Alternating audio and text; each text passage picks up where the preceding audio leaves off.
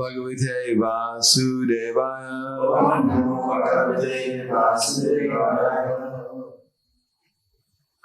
Srimad Bhagavatam, Canto 7, Chapter 5, Prahlad, the saintly son of Hiranyakashipu, text number 54.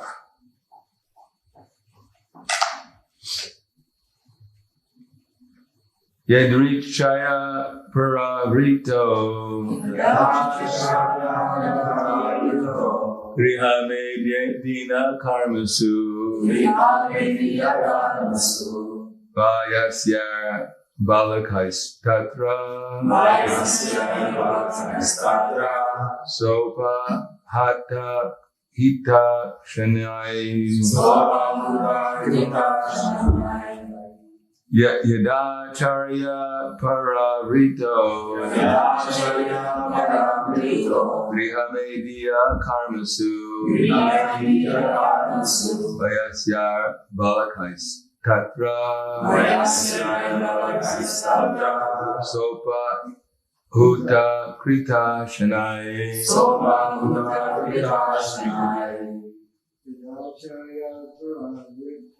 Yadacharya Paravrito Grihamedya Karmasu Vayasya Balakais Tatra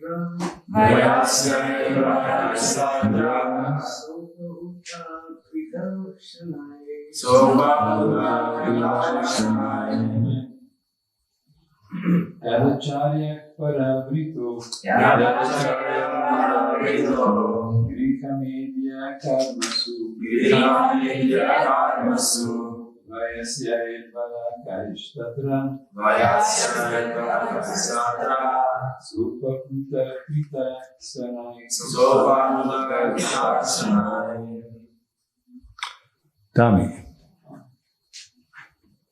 Yadacharya Paravrito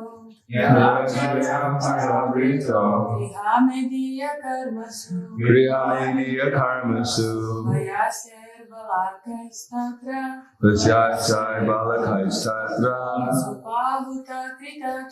Sopahuta Krita Shanai. Yada, when Acharya, the teachers, Paravrita, became engaged. Hirhamedina, of household life. Karmasu, in duties. Vayasyai, by his friends of the same age. Balakai, boys. Tatra, there. Saha, he, Prahlad Maharaj. Apahuta, called. Krita Shanai, obtaining an opportune moment. Translation and purport by His Divine Grace, A.C. Bhaktivedanta Swami to the Prabhupada.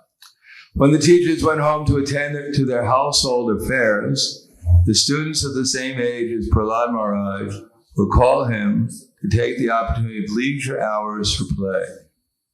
Purport. In tiffin hours, do we have a tiffin hour here? Do you have a tiffin hour here? You don't have a tiffin hour? Oh my God.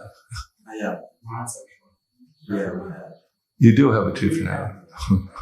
Tiffin is this box or a kind of metal container that the students used to put the food in. The parents used to make the lunch and put it in that. That was called a tiffin, your lunch package.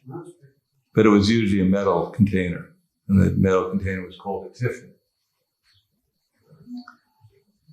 You don't have to have a tiffin. Take lunch. What's that? Tiffin, yes, in tiffin hour. In tiffin hour, the hours when the teachers were absent from his classroom, the students, because I guess the teachers went out and had lunch,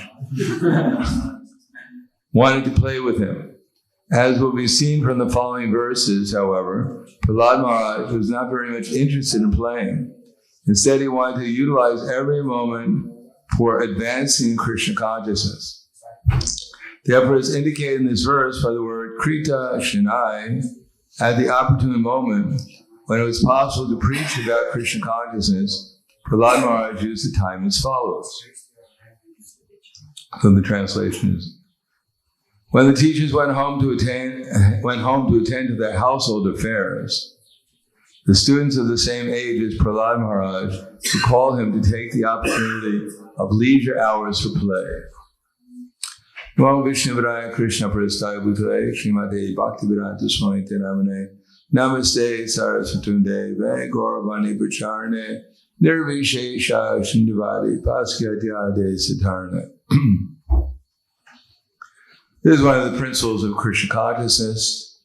Shantir Avyartha Kalatvam Virakta Manushunyataha Asha Bandha Smudkanta Namagana Sune Nama Gani Siddha Ruchi Asaktis Tad Gunakine Vishati Tad, I forget the word first, I always forget that word. Anyhow, Shantir Avyakta Kalatvam, that not to waste time.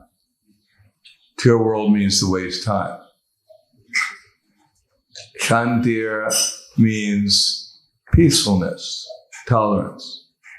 Avyakta Kalatvam. So, if we're not peaceful, we're going to waste time. In other words, in the material world, everyone is agitated for sense gratification. Therefore, they're not peaceful. And therefore, they're always trying to figure out what we can do to satisfy our senses. And they're making elaborate plans for it.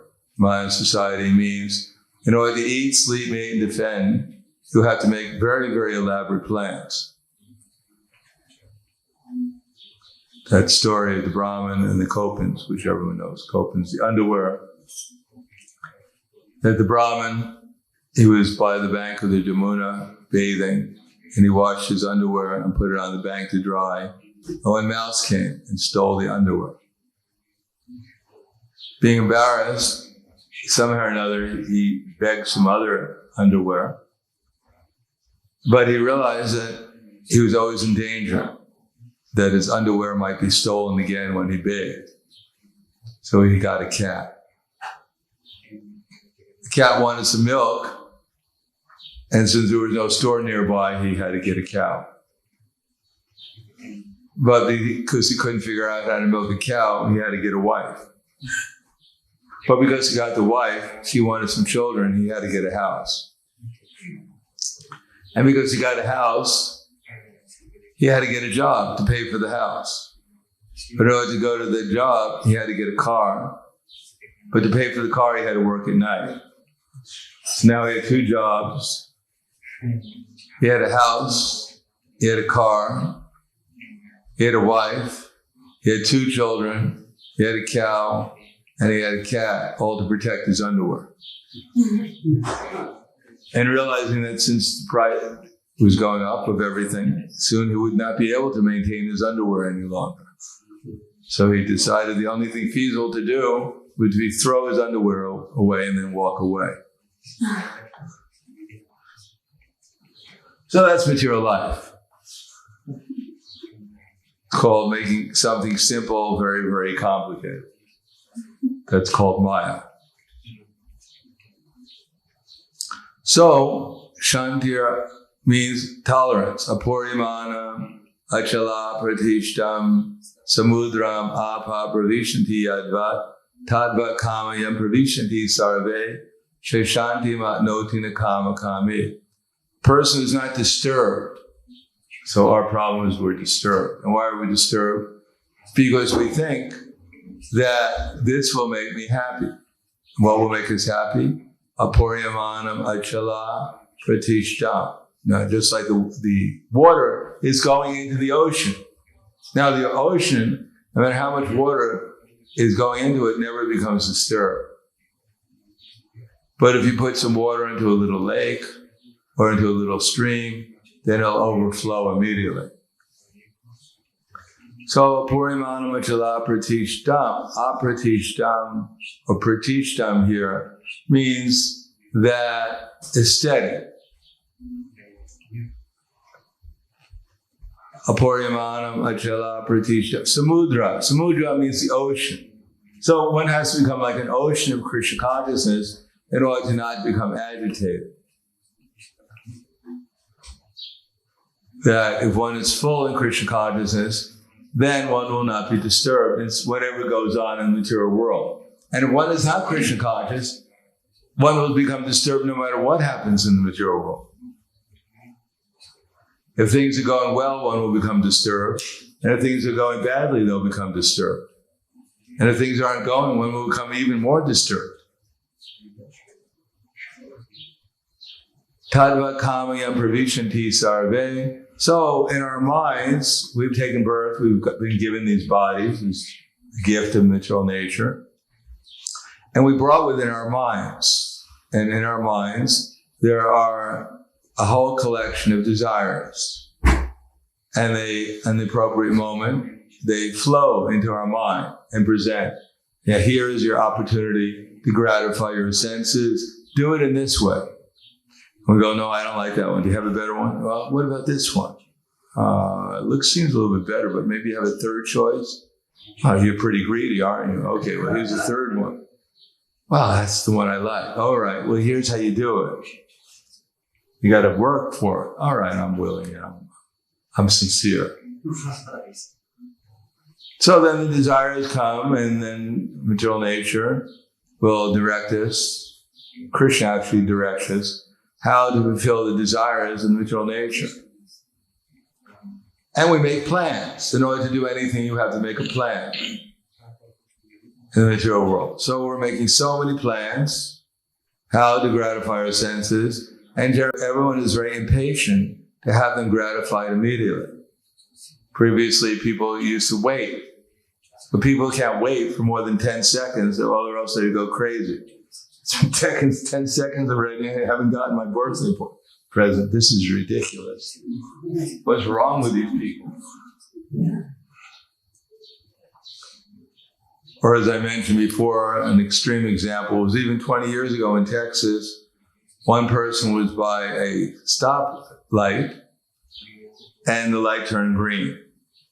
And the man in the back of him, he honked his horn to get the man to move because he didn't move immediately, his car to move. So the man in the front, he turned around with his rifle and shot the man who was honking his horn in the head. That's called impatience. But that's people becoming very, very impatient in order to, they can't stand anyone is telling them to do something that they don't want to do, or they can't get their desires fulfilled immediately. And the more Kali Yuga goes on, the less patient people become.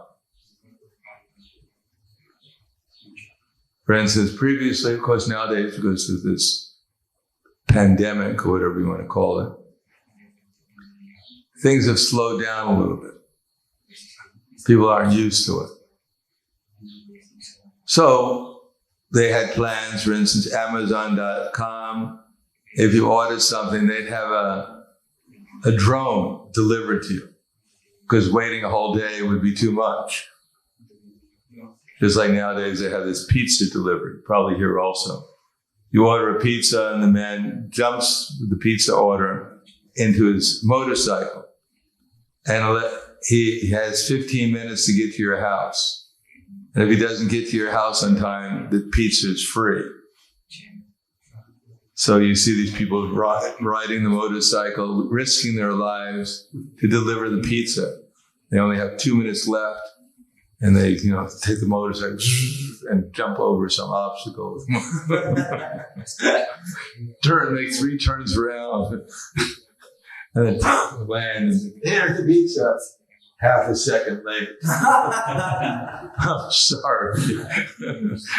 It's free. I've been waiting half a second. It's too much. I demand another pizza for free also. So everyone is making plans. Everyone is impatient to fulfill their plans.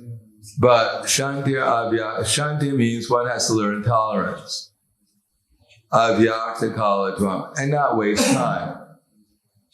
In other words, if one is trying to figure out how to utilize one's time in Krishna consciousness, then one can be patient. Otherwise, it's not possible.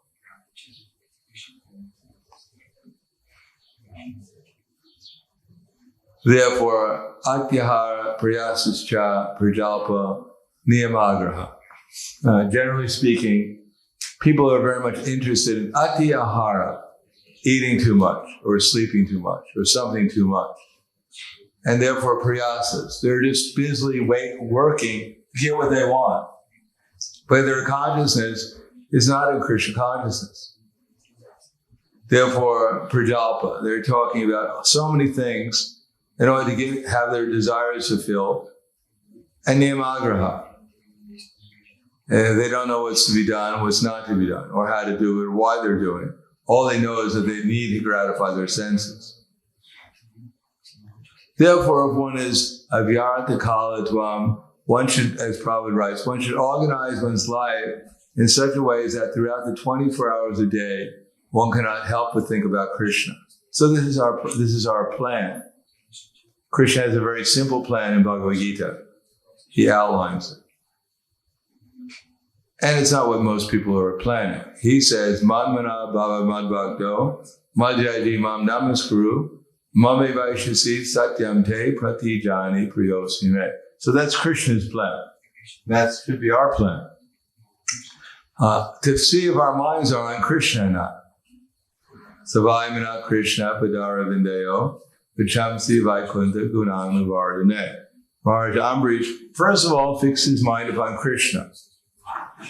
Before he did anything, he'd think whether he's doing it for Krishna or not. Because if he's doing it for Krishna, whatever happened would be auspicious. And if he wasn't doing it for Krishna, whatever happened would be a waste of time. So Prahlad, the first thing he did, he thought, what should I do for Krishna? And under the circumstances, Krishna gave him the intelligence, tell these kids about Krishna. So that's what he did. And that's our plan too, to think before we do anything, what does Krishna want me to do? Now, we'll never come to that platform unless we believe that everything actually belongs to Krishna. Now, that sounds like a very simple philosophy. Everything belongs to Krishna, except what belongs to me. Yes, everything belongs to Krishna. Let him do with it whatever he wants. But I got to do with what I have, whatever I want. It's a deal, Krishna. Yes. You can have what you have, and I have what I have. What do they say? Something in the Bible, something about unto Caesar, bestow unto Caesar what belongs to Caesar. So give to God what belongs to God. It could be everything except what belongs to me. So simple philosophy, everything belongs to Krishna. And as soon as we forget that, then Maya will say, yes, my dear sir, everything doesn't belong to Krishna. A lot of things belong to Krishna. He has his planet. Let him stay in his own planet, wherever he is. He may be in your heart. Give him a little room in your heart, too. Don't be greedy. There's enough space in there. Besides that, he's even tinier than you are. So give him a little space. Like sometimes the householders put the deity in the house, and the little space is for the deity. The rest of the house is for themselves. Put a little, when they're doing things they're not supposed to do, they put a little curtain in front of the deity, so the deity doesn't get disturbed. Start thinking himself to be the proprietor of the whole thing.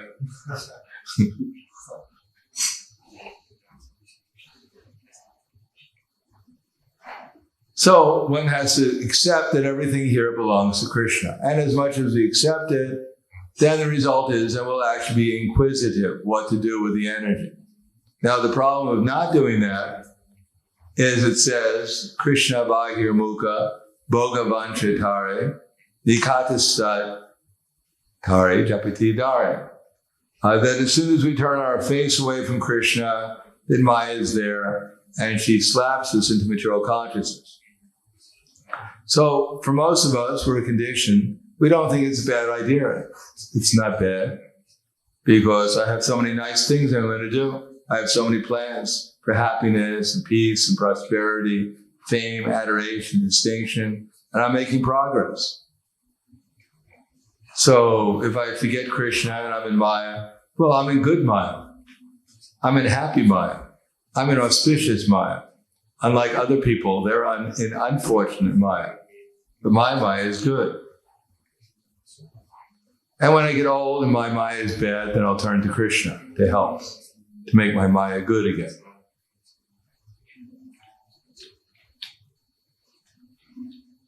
But if one is actually accepting that everything is Krishna's energy, then one will actually inquire. And if one is a little afraid of Maya, that I don't want to be in the bodily concept of life and take another birth somewhere in some species of life, if one is a little afraid of Maya, then one will at least inquire, what does Krishna want me to do with his energy? Now, as one devotee said when she blooped and left and was engaged in sinful activity, she thought, because of her conditioning in Krishna consciousness, that as soon as she engaged in sinful activities, a lightning bolt would struck her. So she was surprised that nothing happened. So she said, well, it's not so bad. I thought it would be a lot worse. But actually, we're already struck with lightning. We're in this body. We're stuck in the body. And anyone who thinks that their body is a good, happy playground to play around in probably doesn't know what a good, happy playground is. In any case, if one is a little afraid of Maya and recognizes that actually the reason I might get stung by the illusory energy is because I don't accept that everything belongs to Krishna, and I don't inquire from Krishna what he wants me to do. And of course, it's not that we ask Krishna, oh, Krishna, what do you want me to do? And Krishna says, just wait a second, I'll send you a text message. I'm going to figure it out. No, Krishna's there, he's going beep, beep, and we're going, what? Can you speak a little louder? Beep, beep, beep, beep. I can't hear you. Well, you're deaf, that's why you can't hear. I'm telling you exactly what I want, but you can't hear anything. Your mind is louder than I am. So outside Krishna comes as Guru, Sadhu, and Shastra. And of course, we have to become sincere.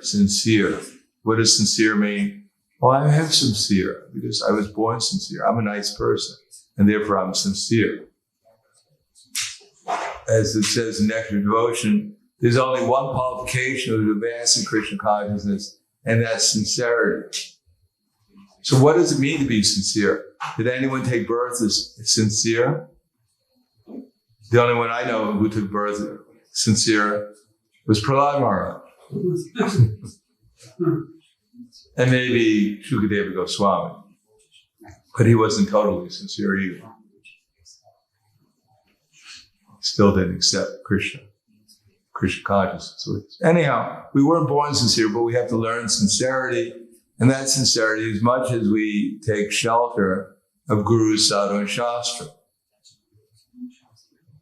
we have to develop that sincerity. Otherwise, we actually believe Maya is not so bad. I'm not doing so bad. Everything's pretty good. It's just these crazy sannyasis keep on driving into me, trying to make me fearful. As if everyone else is not trying to make me fearful too.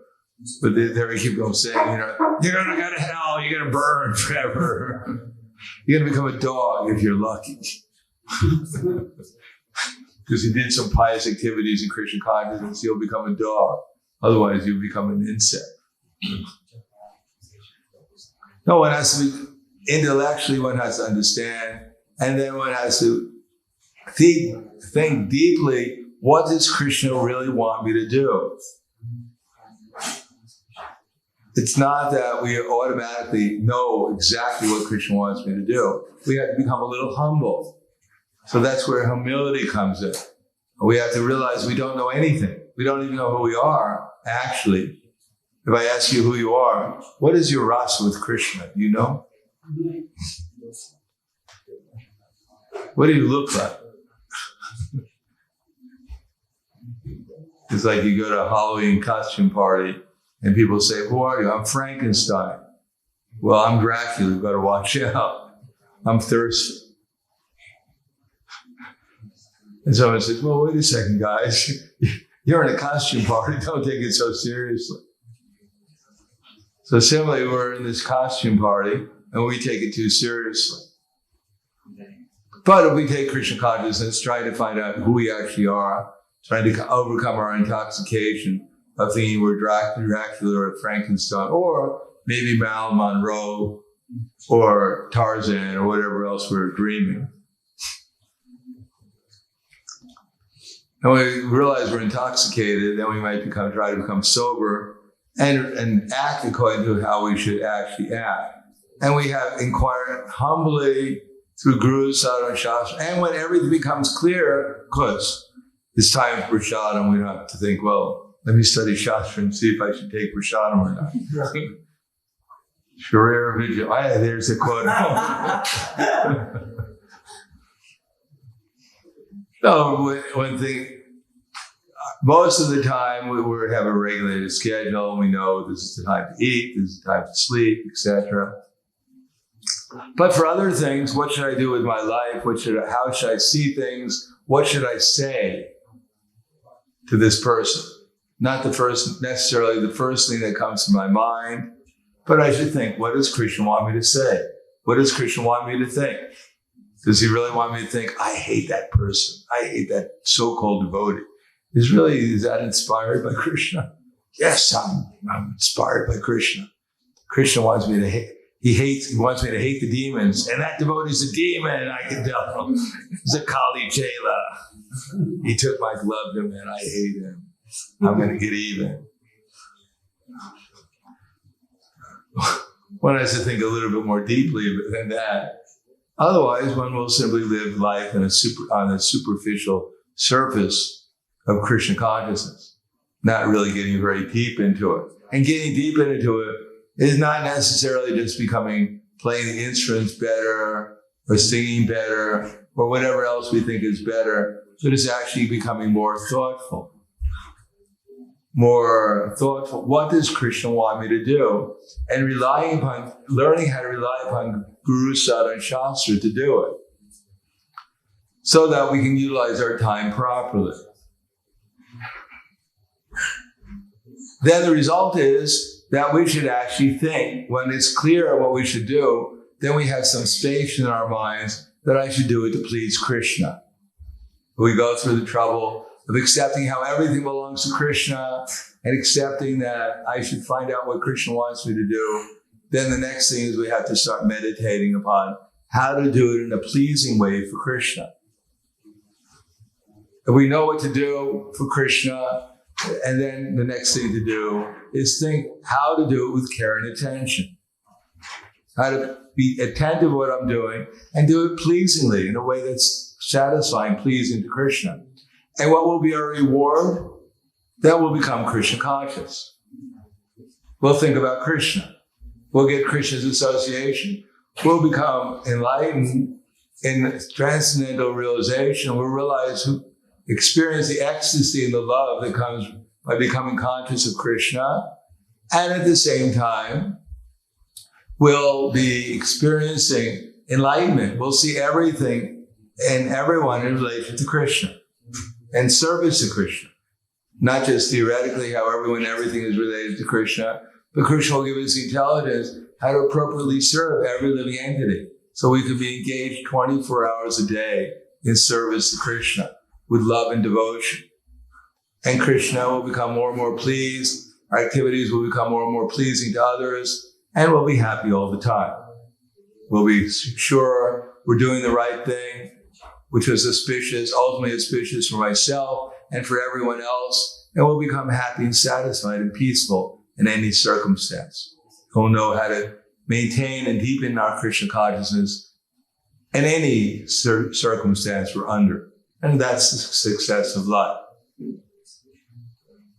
Not necessarily to get a better position or even get liberation, But to be deeply absorbed in pleasing Krishna and trying to please Krishna, that's perfection of life. And as we see for Prahlad Maharaj, that he understood that Krishna wants everyone to go back to God. As Prahlad got the mercy of Narada Muni by hearing about Krishna, so Prahlad wanted to give that mercy to his associates. Whatever the difficulty might become, he didn't expect Shanda and Amarka to become overwhelmed with happiness. He realized the word was going to get out and he was going to get into trouble. But he didn't care.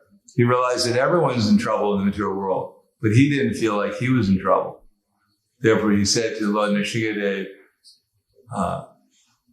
Naiva Dvije Paradratya Vaitaranyas Tvavirya Gayana Mahanita Magnetita Soche Vimukachetins Indriyaratam Maya Sukhayam Bharam Udvitam Vimuda. Prahlad Maharaj said, you want to give me something in the material world, I don't need anything, because whenever I chant your holy name, I merge into an ocean of transcendental bliss and love. And therefore I can't expect anything better than that. But I'm lamenting for these rascals because they're spoiling their lives in the so-called material progress. I'm lamenting for them, and therefore I'm devising plans how they can become Krishna conscious. So Prahlad Maharaj, as soon as he got the opportunity, whenever he got the opportunity, I mean, if he could preach to his father Krishna consciousness, certainly he could preach to his schoolmates. At least they wouldn't throw him off their lap and try to kill him.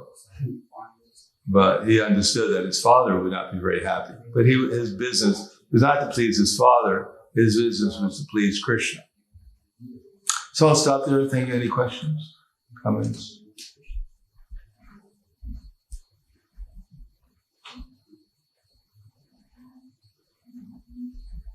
Our questionnaire has disappeared.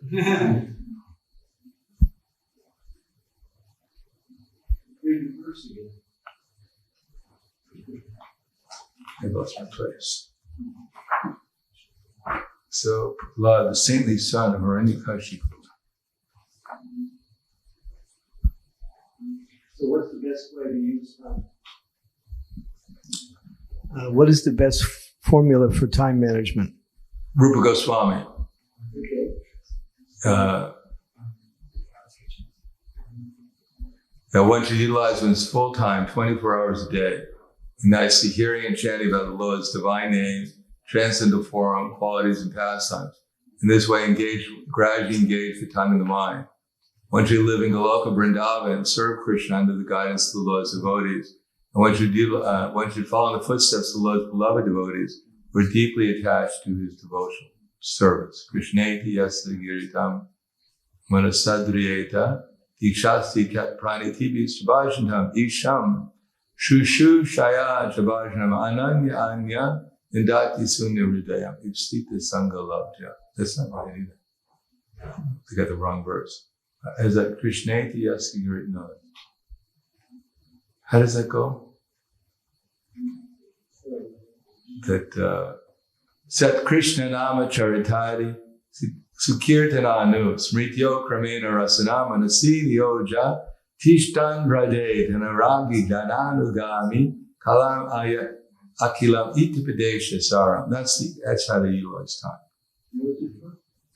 Nectar of instruction, text number 7. Before that, it's Sat Krishna Nama Charitari Sitatta Vidya, the holy name, form, qualities, and pastimes of Krishna are transcendently sweet like sugar candy. Although the tongue of one afflicted by the avidya of ignorance cannot relish anything sweet. But it's wonderful how by simply chanting these sweet names every day, a natural relish awakens within one's tongue, and this disease of ignorance is gradually destroyed at the root. That's 7. Yeah, so our problem is we chant Hare Krishna and we go, wow, it's so bitter. We can't do it. The one devotee once told me, he said, I'm chanting Hare Krishna, and every time I chant Hare Krishna, my mind becomes agitated. So I can't keep on chanting. It agitates my mind, the Hare Krishna mantra. That's really unfortunate. Of course, our minds are agitated, but we don't have a taste of the holy name. Therefore, we don't utilize our full time 24 hours a day to try and plan how we're going to remember Krishna and his name, form, quality, pastimes, because we have no taste for it. So which comes first? Getting a taste for the holy name or organizing one's life in such a way that we'll remember Krishna throughout the 24 hours. It's probably a combination of both. If we don't try and organize like that, we'll never get a taste. And if we have no taste whatsoever, we'll never try and organize our lives to become Krishna conscious. So we're kind of in between. It's called bhajana kriya and then anartha nivritti. If we're performing bhajana kriya and there's no anartha nivritti, then we'll give up the process after some time. Therefore, the classes are actually meant to inspire us to do something that we don't want to do. Because we have no taste. Therefore, you see, who probably gave class, he didn't say a whole lot of pastimes and things like that. He gave straight philosophy. Not that he couldn't tell pastimes. And you can see in the background, there's all these devotees in the back standing around Prabhupada in Los Angeles. They weren't his bodyguards. They were the devotees who were falling asleep. And they were asked to stand in back of the Vyasasana. Because Prabhupada, he gave philosophy. Why did he give philosophy? Because he knew who his audience was. He knew his audience were on the stage of bhajana kriya. And he had to bring them to anartha nivritti.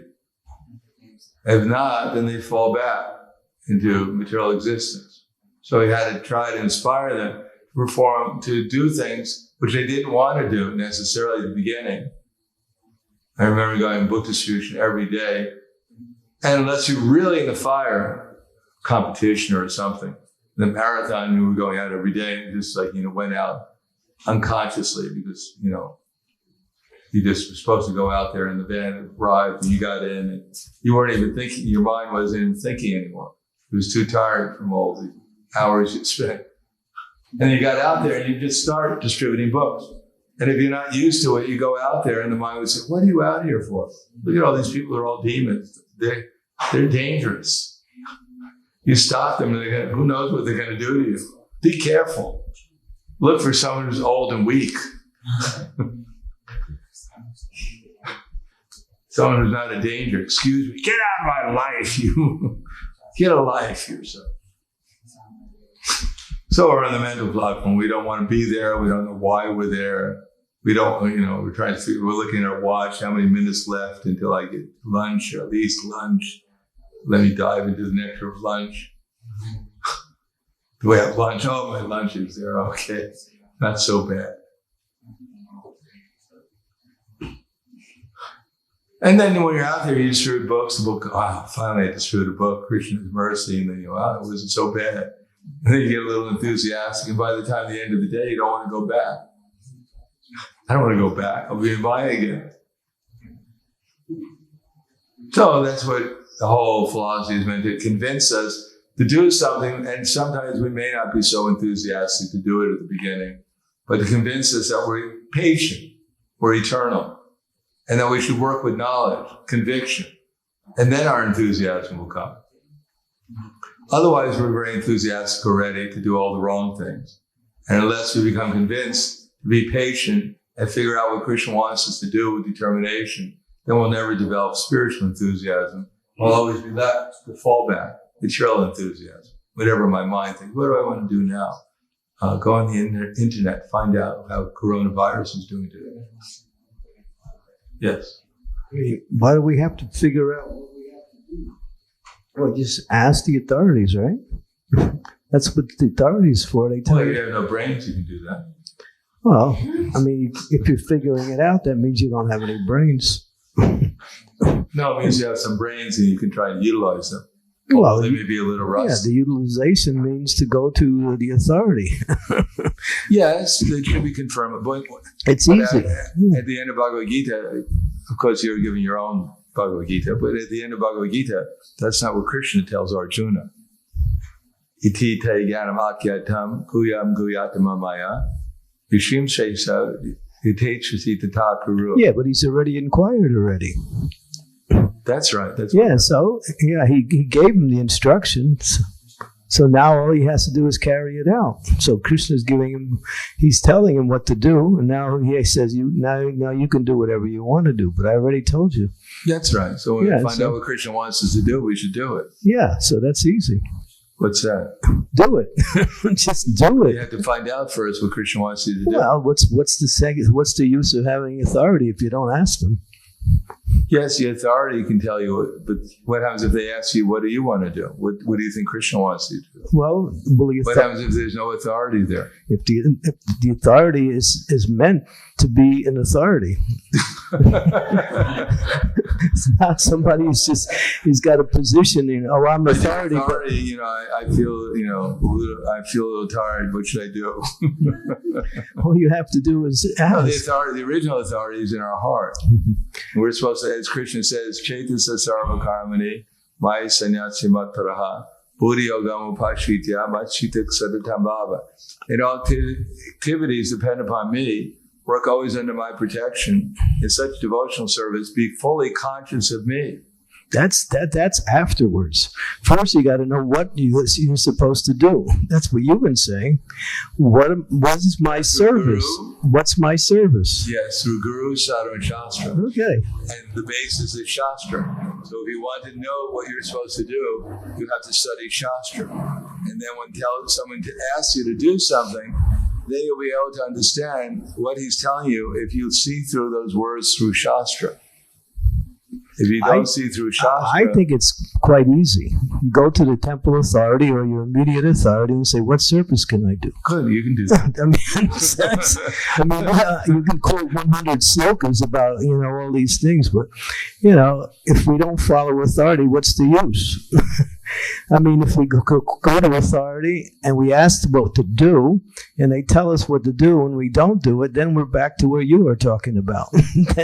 then we have to use so many philosophies to justify the fact that we're not doing what the authority does. Since you're giving us this philosophy, how many times a day do you go to your authority and ask him what you should be doing?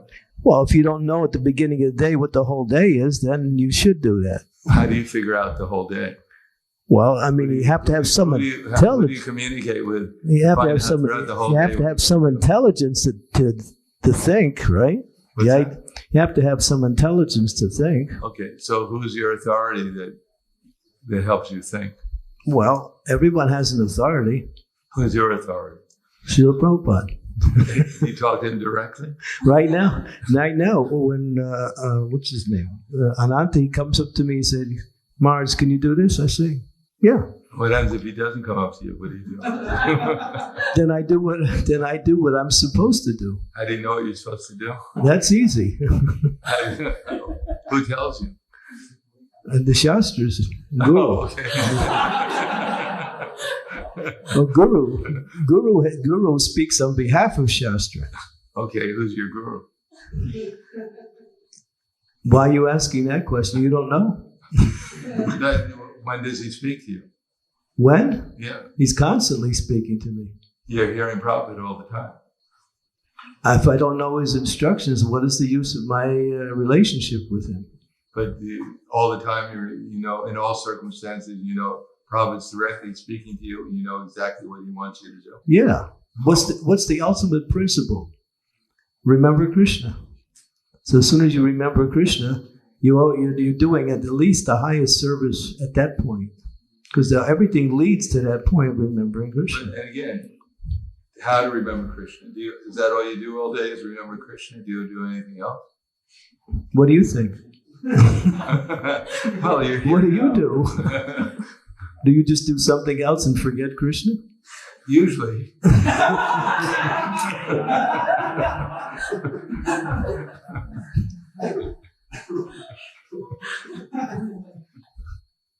Okay. Well, you could write your own Bhagavad Gita then. No, we understand the principle. The point is, it's to actually develop the intelligence by which we actually know what Krishna wants us to do. There's a process of doing it. We shouldn't be so sure that at every moment we know exactly what Krishna wants us to do, nor are we always so inspired to even inquire what Krishna wants us to do. Sometimes we do things unconsciously, or sometimes we know we're not supposed to be doing something, but we do it anyhow. So it's a question of development. What's the purpose of having a daily schedule if we don't know what to do? Well, because the schedule might change sometimes. Well, that's possible. And besides that, our schedule is probably not so much filled out. It's like I've been. Well, see, we're hitting on a major point. Devotees don't go to authorities to get services. They do what they want to do, and then if the authority is not there, then it's just like I just go on to my mind. That's all. Well, some kind of authority, Guru Sadhara Shastra. Yeah. Yeah, of course. Yeah. Well, that's because we're not inquisitive enough. Does not. No, because we don't want to. Like you said, something for Krishna and something for me. That's the right. That's the program. Yeah, that's our problem. A lot for me and a little for Krishna. The Krishna is very generous, so when I do a little for Krishna, I get a lot from me. It's a reciprocation. Yeah, one devotee came to Prabhupada. He brought this other devotee with him. And the devotee knew the whole Bhagavad Gita by heart. So he was impressing all the other devotees. He was quite a new person. So they wanted to impress Prabhupada with his knowledge. So they brought him to Prabhupada. And this other devotee was really, enthusiastic. Prabhupada, this devotee, he knows the whole Bhagavad Gita by heart. In other words, all the verses. Prabhupada didn't look at him and said, is there any service he can do? Yes, I think Vishal, every morning in the morning walk, Vishal would come. Prabhupada would walk by Vishal, Prabhu, and Vishal would be citing verses from the Bhagavad Gita and other verses before when Prabhupada was going on his morning walk. And one day Prabhupada was walking by and Vishal was reciting the verses and Prabhupada looked down and said, see this puddle? Clean it. Do something practical. I think he was trying to impress Prabhupada also by his verses. I'm sure I wouldn't mind impressing Prabhupada either. Well, Prabhupada's not impressed by you trying to impress him, right? He probably was. That's the worst thing you can do is try to show off in front of the spiritual master. Yes, anyhow, Prabhupada was quite merciful. Yeah, he gave an easy service. But Prabhupada wanted us to do things practically also. All right, anything else? Yes. Our questionnaire came. Maharaj, about planning, should we plan our, legitimate sense gratification also besides eating, time to eat and time to, should we plan this? Well, better than planning your illegitimate sense gratification. That would be great. Yeah, of course we plan everything. For us, sense gratification is also in Krishna consciousness. Taking prasadam is also service. Sleeping is all service to Krishna. So we have to plan that too. If you don't make plans to succeed, you'll make plans to fail. All right, thank you very much. Grandharaj Srimad Bhagavatam Ki Jai. Srila Prabhupada Ki Jai. Gaur Premanande.